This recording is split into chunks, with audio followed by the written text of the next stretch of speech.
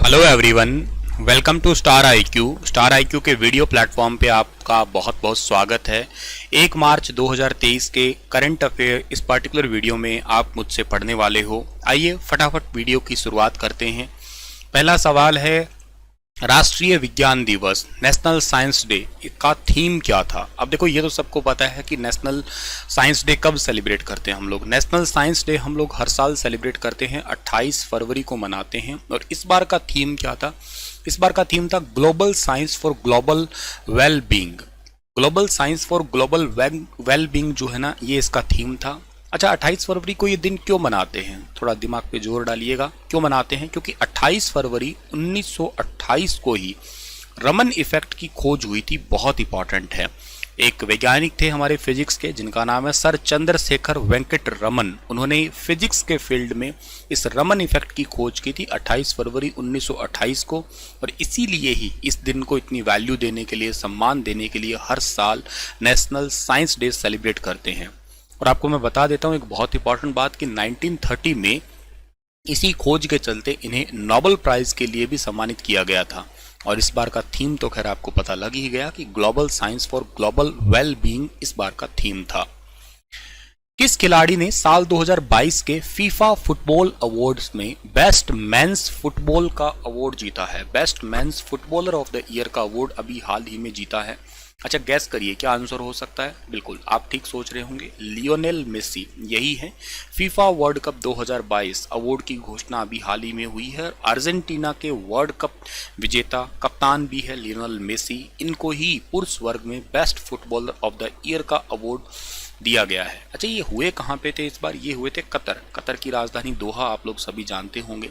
2022 का खिताब मेसी ने अपने नाम कर लिया या अपनी टीम के नाम कर लिया, ये कहिएगा, वेरी इंपॉर्टेंट है।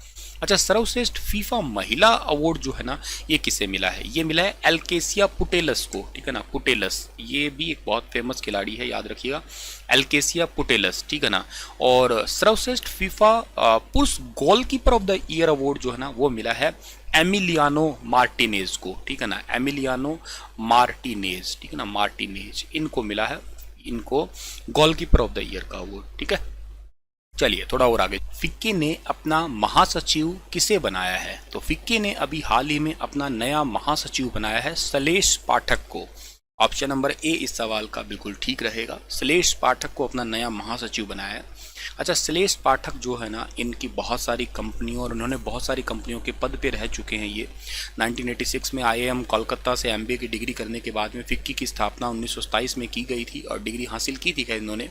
और इसके बाद में जो ना इन्होंने और बहुत सारी कंपनियों के अध्यक्ष पद पे रहे थे ये। तो फिक्की के अब नए महासचिव यानी कि डायरेक्टर जनरल बने हैं शैलेश पाठक। टेस्ट क्रिकेट में न्यूजीलैंड के लिए सर्वाधिक रन बनाने वाले बल्लेबाज कौन है? टेस्ट क्रिकेट में न्यूजीलैंड के लिए सबसे ज्यादा रन बनाने वाले हैं Kane Williamson. Option number C इस सवाल का ठीक है। न्यूजीलैंड क्रिकेट टीम के बहुत ही इंपॉर्टेंट बल्लेबाज हैं ये, और इन्होंने टेस्ट क्रिकेट में सबसे ज़्यादा रन बनाने का मुकाम हासिल किया है। अब टेस्ट में जो है ना, इनके टोटल 7,787 रन हो चुके हैं। और विलियमसन ने न्यूजीलैंड के पूर्व कप्तान रॉस टेलर को पीछे छोड़ दिया। रॉस टेलर के कितने थे? 7,683 रन थे, याद रखना। तो उनको पीछे छोड़ दिया ये। और इनकी अभी रिसेंटली इंग्लैंड के खिलाफ जो मैच चल रहा था, उसकी दूसरी पारी में 132 रनों की नाबाद पारी खेली थी इन्होंने, ठीक है।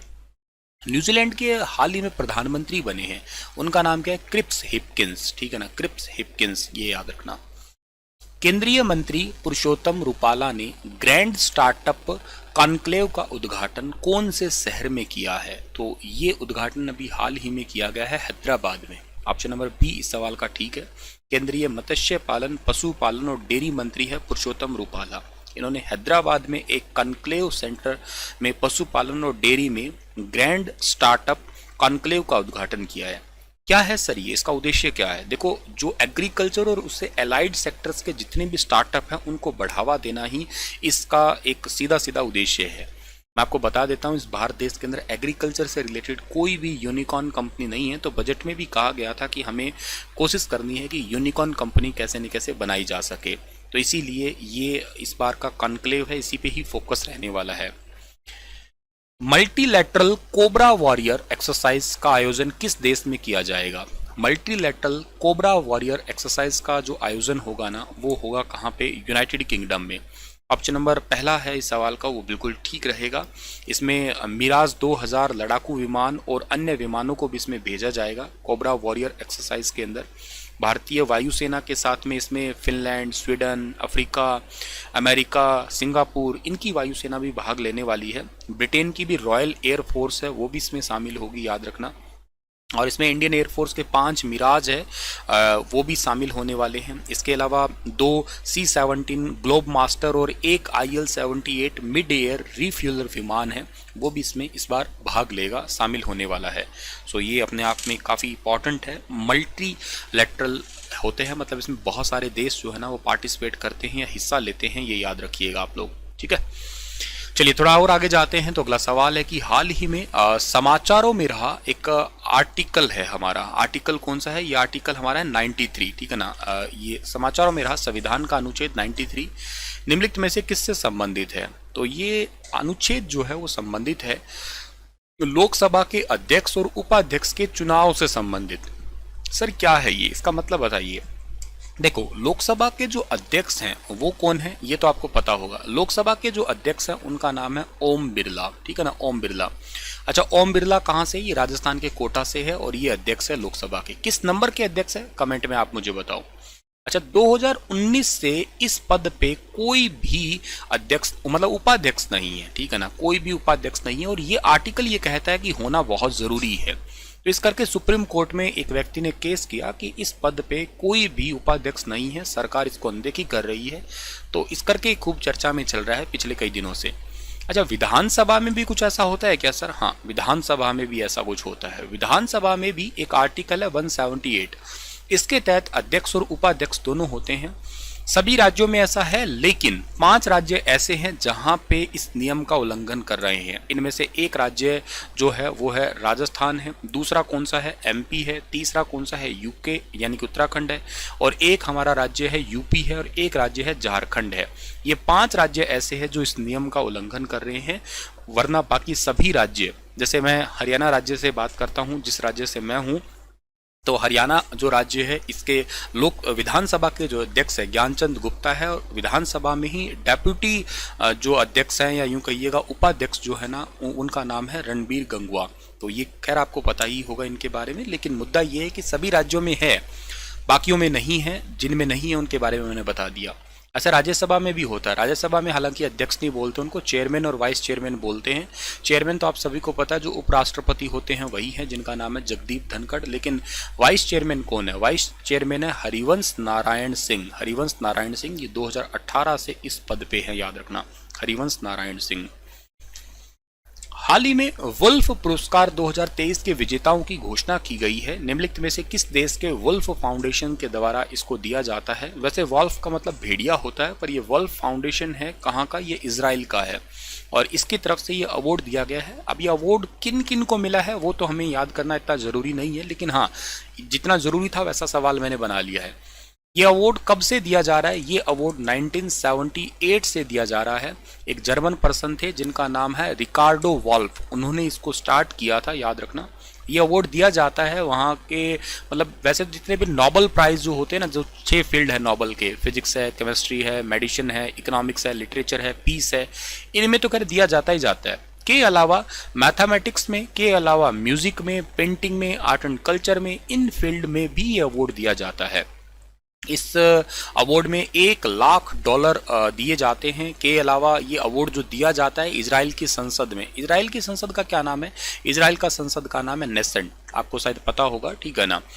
अच्छा, एक बात और इंपॉर्टेंट है इजराइल से रिलेटेड, अगर आप पिछले कई दिनों से करंट अफेयर पढ़ रहे हैं तो भारत इलेक्ट्रॉनिक लिमिटेड यानी कि बेल है, इन्होंने जो इजराइल की एरोस्पेस इंस्टीट्यूट एजेंसी है ना, उसके साथ मिलके ये एक medium range surface to air missile है, इसका निर्माण कर रही है। Medium range surface to air missile है, इसका निर्माण कर रही है, याद रखना, भारत इलेक्ट्रॉनिक लिमिटेड और इजराइल की एरोस्पेस एजेंसी है ये मिलके।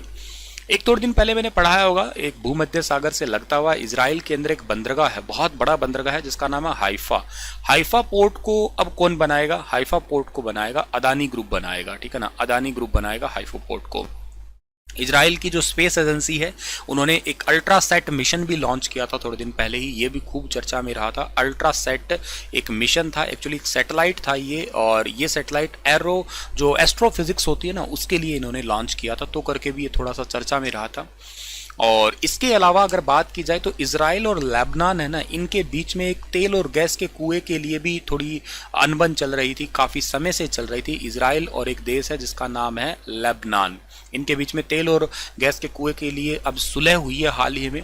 इस सुलह के तहत इजराइल जो है ना एक कुआं है जिसका नाम है कारिश, ये कुआं लेगा, और लेबनान जो है ना ये लेगा काना, ठीक है ना, QANA, ठीक है ना, काना, ये कुआं लेगा, ठीक है।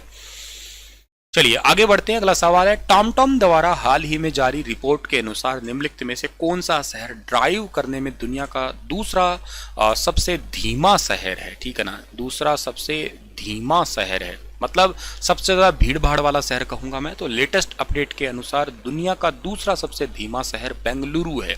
जी हाँ, आपने ठीक सुना, पहले नंबर पे सबसे ज़्यादा भीड़ भाड़ या ट्रैफिक जो है ना वो लंदन में है। लंदन में 10 मिनट के रास्ते को तय करने के लिए तकरीबन जो है ना 36 मिनट से भी ज़्यादा का समय लगता है। 2 नंबर पे बेंगलुरु आता है, बेंगलुरु में यही 10 मिनट का सफ़र तय करने के लिए जो है ना वो मतलब 10 मिनट का 10 किलोमीटर का सफ़र जो है ना वो तय करने के लिए लगभग 29 मिनट और 10 सेकंड का समय लगता है, जो कि एक नेशनल हाईवे पे कहीं चलो या एक्सप्रेस वे पे चलो तो मेरे हिसाब से 5-10 मिनट का ही सफ़र होता है, लेकिन यहाँ इतनी भीड़ है। इसी लिस्ट में 6ठे नंबर पे पुणे भी आता है, याद रखना, पुणे में लगभग 27 मिनट के आसपास लगता है। लेकिन हाँ, लंदन राजधानी कहाँ की है, याद रखना आप लोग, लंदन राजधानी है ब्रिटेन की, इंग्लैंड की। और एक बात और याद रखना, दुनिया में सबसे बेस्ट पढ़ने लायक शहरों में लंदन ही आता है। हाल ही में निम्नलिखित में से किसे 2023 का एक अवार्ड दिया गया है, ये है John L Jack Swigert junior space award, NASA के बहुत ही फेमस व्यक्ति रहे हैं ये अवार्ड अभी हाल ही में किसको दिया गया, ये अवार्ड दिया गया जेम्स वेब स्पेस टेलीस्कोप को दिया गया है। ये एक्चुअली पहले ना हब्बल जो टेलीस्कोप था ना उसी की जगह इसने ली है, और ये धरती से, पृथ्वी से 15 लाख किलोमीटर की दूरी पे है, जिसको आप लोग L2 पॉइंट बोलते हैं। L2 को मतलब होता है लग्रांजे पॉइंट, वहां पे ये स्थापित किया गया है। दिसंबर 2021 में इसको लॉन्च किया गया था, जेम्स वेब टेलीस्कोप को। हाल ही में निम्नलिखित में से कौन भारतीय वायुसेना को स्थायी विमानन ईंधन, जिसको आप लोग कह सकते हो क्या, बायो ATF कहा करते हो एक्चुअली इंग्लिश में। बायो ATF का मतलब है एविएशन टर्बाइन फ्यूल के नाम से जानते हो इसको आप लोग। तो एविएशन टर्बाइन फ्यूल जो है ना, ये कौन सी कंपनी देने वाली है हमें, तो ये देगी Mangalore refinery and petrochemical limited देगी। ये बहुत इंपॉर्टेंट बात है, याद रखना। मंगलुरु कर्नाटक में पड़ता है, यहाँ पे इंडियन कोस्ट गार्ड की पहली अकेडमी भी बनी है। हाल ही में निम्नलिखित में से किस संगठन ने 102 कलाकारों को उस्ताद बिस्मिल्लाह खां युवा पुरस्कार 2019-20-21 दिया है? तो 102 कलाकारों को मिला है, ये तो याद नहीं करना कि किस किस को मिला है, लेकिन हाँ ये याद करना कि कौन सी अकादमी देती है, संगीत नाटक अकादमी देती है, जिसकी स्थापना 1952 में हुई थी, याद रखना आप लोग ये बात। और ये दिया जाता है 40 साल से कम उम्र के कलाकारों को दिया जाता है। 2006 में इस अवार्ड की शुरुआत हुई थी। इस अवार्ड में 25,000 रुपये, बाकी एक प्रशस्ति पत्र हुआ, अंग वस्त्र वगैरह ये चीज़ें भी इसमें दी जाती है। ठीक है दोस्तों, आज का यही सेशन था। मिलता हूँ आप लोगों से मैं अपने कल के सेशन में, तब तक अपना ख्याल रखना।